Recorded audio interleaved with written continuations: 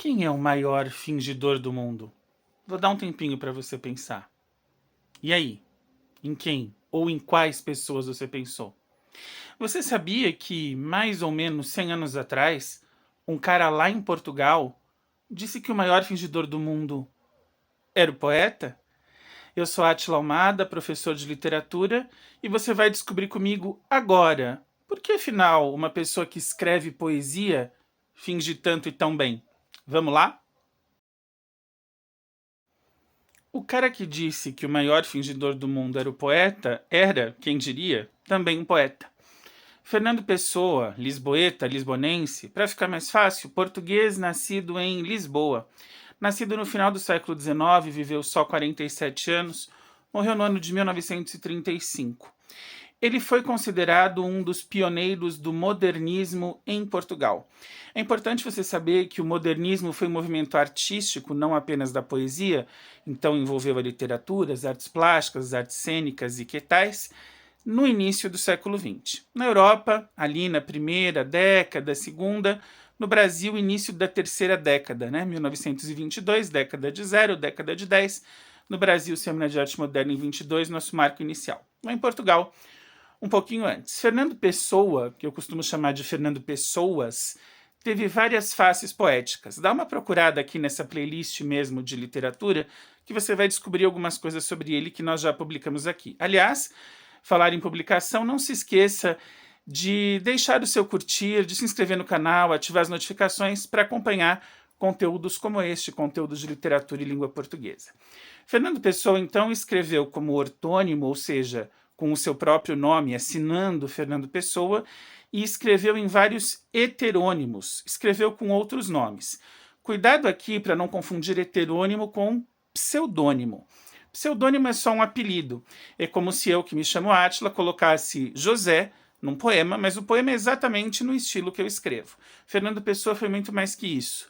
Ele criou outros autores com estilos e literaturas próprias, diferentes daquela que ele fazia. Esse é um assunto para um próximo vídeo, os heterônimos. Se você quer saber mais sobre cada heterônimo de Fernando Pessoa, deixa aqui nos comentários e aí a gente faz esse vídeo. Bom, assinando Fernando Pessoa, então o ortônimo, ele escreve em 1931 um poema chamado Autopsicografia, o que é muito interessante já pela formação do título, auto sobre si mesmo. Mas quando um autor escreve sobre si mesmo, você espera uma autobiografia, talvez, e não uma autopsicografia que tem a ver com a questão da esfera divina ou divinatória, quem sabe da poesia, ou então do autoconhecimento, de falar sobre si mesmo, mas além do óbvio, além do visual, do físico. Que o seja, autopsicografia é o poema em que Pessoa caracteriza o poeta como um grande fingidor, alguém que precisa fingir para que a sua arte exista. Vamos dar uma lida no poema? Autopsicografia. O poeta é um fingidor. Finge tão completamente que chega a fingir que é dor a dor que devera sente. E os que leem o que escreve, na dor lida, sentem bem, não as duas que ele teve, mas só a que eles não têm.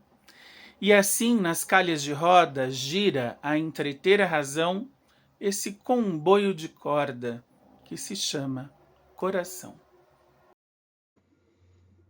Bom, feita a leitura geral, eu dividi as estrofes do poema para nós compreendermos melhor os detalhes. Vejam aí a primeira estrofe. Quando o eu lírico fala que o poeta é um fingidor, ele faz o quê? Justamente essa divisão, essa cisão entre o poeta e o eu lírico, ou entre o eu empírico, o eu real, a pessoa, e o eu lírico, a voz poética. O que é uma voz poética ou uma voz lírica e qual é essa diferença? O poeta, posso ser eu, pode ser você, poeta é quem escreve a poesia. A voz lírica é a voz que fala na poesia, também chamado de eu lírico. Mas não é a mesma coisa? Não, não é. Veja, toda vez que eu assumo a criação de uma obra ficcional, eu posso assumir ser quem eu quiser. Vamos imaginar que eu queira escrever um poema como se eu fosse uma criança. Eu posso? Posso. Se eu tiver competência para isso, conhecer a linguagem de uma criança, os símbolos e ideias que uma criança tem, eu posso escrever como se eu fosse uma criança. E aí você tem esse exemplo bem claro da cisão entre o eu empírico, o poeta, e o eu lírico. Se eu, Átila, escrevo como se fosse uma criança, o poeta, o eu empírico continua sendo eu. A Átila, professor, 37 anos. O eu lírico pode ser uma criança de 10, ou seja, a voz que fala no poema não é a voz do criador, é a voz da criatura. É a voz da persona, da pessoa que não é o escritor. É uma voz que só existe dentro daquela obra. Quando ele diz que o poeta finge tão completamente, significa que o bom poeta, o escritor que leva a sério a sua arte, ele tem consciência da voz lírica, ou seja, ele finge tão completamente, ele separa o que é verdade do que é criação ou ficção. Ele tem a vida dele como ser humano, como indivíduo, e a vida poética ou a vida das vozes poéticas que ele cria. Que chega a fingir que é dor a dor que devera sente. Esse fingimento da dor é um resultado dessa consciência. Então, primeiro, o poeta precisa entender que ele e o eu lírico são coisas diferentes. Ele se divide, ele cria a partir da voz lírica e isso traz a ele um resultado. Qual é e por que ele fala de dor? Vamos exemplificar de uma maneira muito simples. Digamos que eu esteja com dor de cabeça e eu vou escrever um poema. Se eu for escrever um poema sobre dor de cabeça, é a minha dor de cabeça que vai entrar? Não, porque a minha dor de cabeça é a dor de cabeça do professor Átila, é a dor de cabeça da pessoa. E se eu estou escrevendo um poema, a dor de cabeça que tem que fazer sentido é a do poema, não é a minha. Ainda que seja o mesmo tipo de dor, ou seja, ainda que também seja dor de cabeça, não é a minha dor. Eu esqueço a dor que eu sinto e eu finjo, eu crio uma dor nova, lírica, que faz sentido para o poema. Este é o resultado da criação. Uma esfera toda própria, toda fechada e toda fechada, cheia de sentidos dentro do verso, não na minha vida. E aí nós temos a segunda parte disso. Eu separei o poeta do eu lírico, separei a realidade da ficção, tomei consciência da minha própria criação e ainda que fale de uma dor que eu tenho, a dor que importa não é a minha, é a da obra. E isso vai chegar em quem? Bom, isso vai chegar ao leitor. Quando a obra chega ao leitor, que é o público, nós temos um tripé. Um tripé que não foi criado, obviamente, por mim, um tripé criado pelo professor Antônio Cândido, professor de literatura da USP, falecido alguns anos atrás, que separa autor, obra e público. Então veja ali, nós temos um triângulo em que as bases são compostas por autor e público, e no vértice superior você tem a obra. Eu costumo dizer que até esta base entre autor e público não precisa ser uma linha reta, pode ser uma linha pontilhada. Por quê? Porque a relação entre um autor e um público, quando se fala em literatura, não deve ser uma relação direta. Ou seja, eu não gosto de Machado de Assis porque ele foi legal, porque ele foi diferente, porque ele foi autodidata. Eu gosto porque ele foi bom. E como eu percebo que Machado de Assis foi um bom escritor? Pela obra, ou seja, a obra é a dimensão comum. Veja que os lados do triângulo que se direcionam para um ponto comum se direcionam para a obra, das bases para a obra, ou seja, é na obra que o autor e o público se encontram. E é justamente deste encontro de autor e público dentro da obra literária, dentro da obra lírica, que nos fala o poema. E os que leem o que ele escreve na dor lida sentem bem, não as duas que ele teve, mas só a que eles não têm. Ou seja, eu agora como público vou ler o poema que fala sobre dor de cabeça. Que dor de cabeça eu vou sentir? A do autor? Não, porque a do autor não importa. Ah, mas eu também estou com dor de cabeça, então eu vou ver o poema e vou me identificar com a minha dor de cabeça? Também não, porque a minha dor de cabeça não importa. Eu vou me identificar com a dor de cabeça do poema, com a situação criada, com que a voz lírica, com que o eu lírico me passa. Então veja que o caminho em direção à obra é, para o autor e para o público, semelhante. O que importa é o que a obra expõe, é ali que eles se encontram. O autor não deve procurar identificação direta com o público nem consigo mesmo, ele deve pensar na obra, e o público não deve admirar o autor enquanto ser humano e nem admirar o autor porque fala dele leitor, e sim admirar o que se criou na obra literária. Esta é a relação. A relação entre o autor e o público não é e não pode ser direta, ela precisa se dar por meio da obra.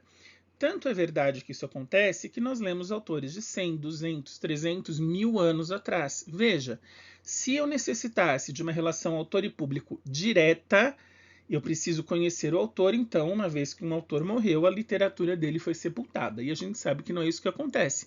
O próprio Fernando Pessoa morreu há quase 90 anos e nós estamos aqui analisando a obra. Eu não estou analisando o Fernando Pessoa, o filho, o irmão, o amigo. Não, estou analisando o poema, a obra, a voz lírica. E é isso que essa estrofe diz.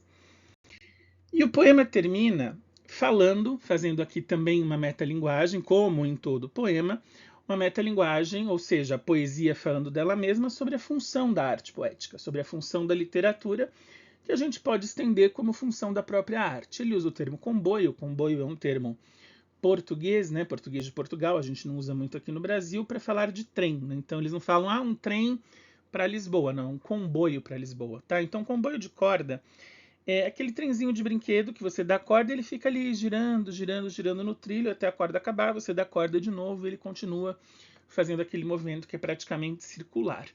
Quando ele diz que nas calhas de roda gira entreter a razão esse comboio de corda que se chama coração, ele está falando da função da arte. O eu lírico apresenta para nós a função da arte. Como assim? A função da arte é tirar-nos da razão mundana e nos colocar para a verdade lírica. Veja que essa última estrofe ela fecha tudo o que foi dito antes. Eu não estou mais na minha razão Átila, professor. Eu estou lendo um poema. Eu me desligo da minha razão de professor.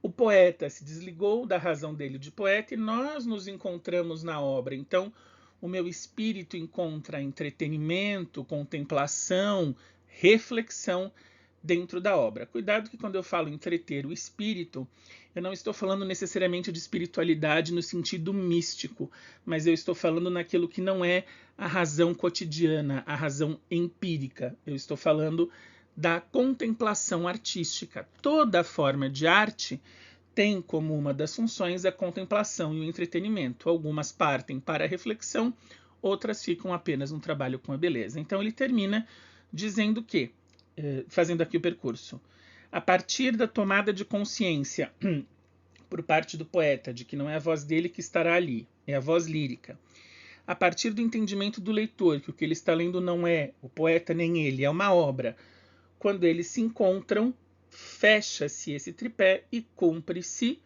a função da arte, entreter a razão, transformar a partir de uma criação poética, de uma criação artística. Certo? É isso, eu espero que você tenha gostado desse conteúdo. Reforço, se ainda não deixou seu curtir, por favor deixe seu comentário, inscreva-se.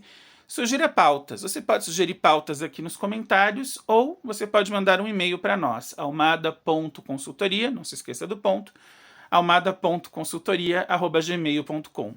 Até já, com mais conteúdos literários.